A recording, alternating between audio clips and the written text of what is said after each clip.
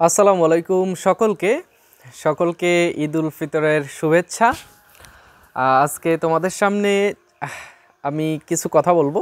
কথাগুলো হয়তো তোমার জীবনে ইফেক্টিভ, কারণ তোমার সামনে গুচ্ছ ভর্তি পরীক্ষা এবং রাজশাহী বিশ্ববিদ্যালয় ভর্তি পরীক্ষা। তো সেই জন্যই কিন্তু আমি তোমাদের সামনে চলে আসলাম। তোমরা অনেকেই হাতে মেহেন্দি লাগাচ্ছ, অনেকেই এই সময়টাতে অনেক বেশি গল্পগুজব, বাসায় মেহমান এসছে এবং তোমাদের ঈদের যে আনন্দটা সেটা তোমরা ভোগ করছো, তাই না? তো আমি তোমাদের সাথে জাস্ট দুইটা কথা বলবো। কথাগুলো হচ্ছে যে তোমাদের এই যে ঈদ পালন করছো, তোমার ঈদ পালন করার কোনো অধিকার আছে? নাই। ঈদ পালন করার অধিকার আছে, কিন্তু ঈদের আনন্দটা তোমার এখনও তোমার এই ঈদের আনন্দটা তোমার নাই। এটা জানো? এটা এটা একেবারে বাস্তব কথা। বাস্তব কথাটা তুমি এই 2 বছর বা 1 বছর পরেই তুমি টের পাবে। দেখো, মানুষ পাবলিক বিশ্ববিদ্যালয়ে চান্স পেলেই অনেকেই বলে প্রত্যেক দিন ঈদের দিন। বিশ্ববিদ্যালয়ে তুমি যাবে, প্রত্যেক দিন ঈদের দিন। এখন এই যে প্রত্যেক দিন যে ঈদের দিন হয়, তাহলে তোমার এই আজকে তোমার কিসের জন্য তুমি ঈদ পালন করছো, বা আজকে তুমি কিসের জন্য ঈদ পালন করতেছো? আজকে তোমার কাজ হচ্ছে তুমি আজকে রাতে পড়াশোনা করবে। বাড়িতে যতই মেহমান আসুক, তোমার গ্রামে যতই ঢোল তবলা বাজুক, পৃথিবী মনে করো যে পৃথিবী ধ্বংস হয়ে যাক, কিন্তু তোমার পড়াশোনাটা তোমার কাছে রাখতে হবে। আজকের এই ঈদে, এইবারকার ঈদে তুমি যদি ভালোভাবে পড়াশোনা না করো, তুমি যদি সবার সাথে চিল করো, মাস্তি করো, কেউ তোমাকে কিচ্ছু বলবে না, কেউই বলবে না, আমিও বলবো না। আমি বলতেছি জাস্ট তোমাকে আমার মনে করে রিমাইন্ডার হিসেবে আমি বলছি যে তোমার মনে করে দেওয়ার দরকার, সেই জন্য আমি তোমাকে বলছি, তাই না? তুমি আজকে পড়াশোনা করবে না, এটা তোমাকে কেউই বলবে না, ঠিক আছে? কিন্তু বলবে কোন সময়?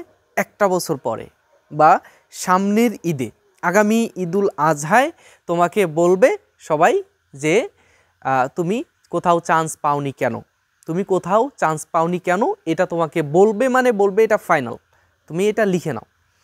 তো তোমার এখন কি করতে হবে? তোমাকে আজকে রাতে তোমাকে পড়তে হবে। তোমার যদি বই পড়তে না মনে চায়, তুমি মোবাইলটা হাতে নাও, নিয়ে কয়েকটা পিডিএফ যদি তোমার কাছে থাকে পিডিএফ পড়তে পারো।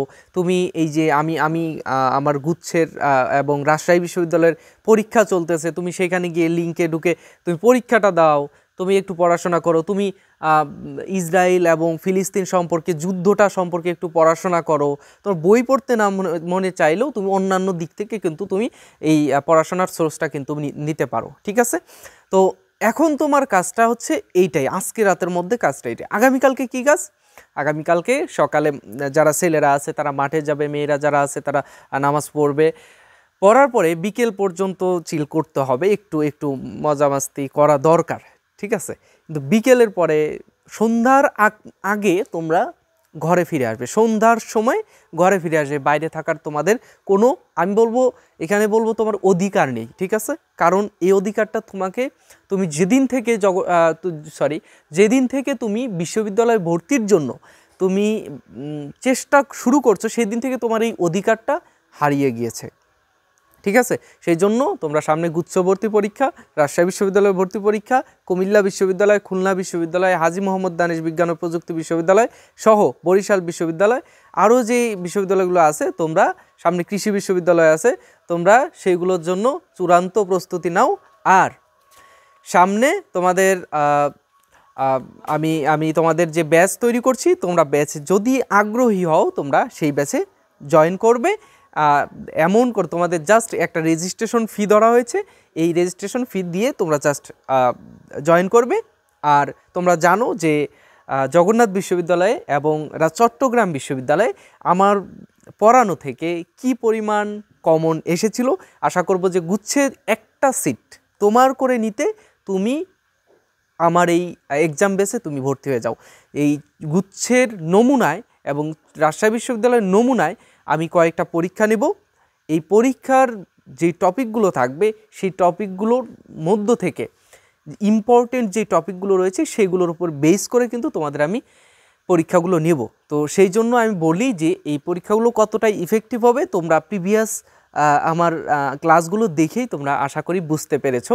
যাই হোক, তো তোমাদের কাজ হচ্ছে এটাই, ঈদটা পার হলেই আমরা কোপাকুপি শুরু করে দিব যে গুচ্ছ এবং রাজশাহী বিশ্ববিদ্যালয় এই দুইটার জন্য আমরা এমন কোপ দিব যে তোমরা যারা এই ব্যাচের মধ্যে থাকবে তারা এবং যারা আমার ভিডিও দেখছো কন্টিনিউ করছো তোমাদের এই তোমাদের যারা এটা করছো তারা একেবারে কি পরিমাণ কোপ দেবে আমি আমি আমি রেজাল্টের দিন তোমাদের সাথে মিট করব, ঠিক আছে? যাই হোক, তো আজকে এই পর্যন্তই। এই জাস্ট ঈদের জন্য এই একটু মেসেজ তোমাদের আমার দেওয়ার ছিল। তো আশা করব যে তোমরা ভালোভাবে ঈদ কাটাবে আর সবাই নিরাপদে থাকবে, ঠিক আছে? আর আমার জন্য দোয়া করবে। সবাইকে ঈদ মোবারক। আসসালামু আলাইকুম।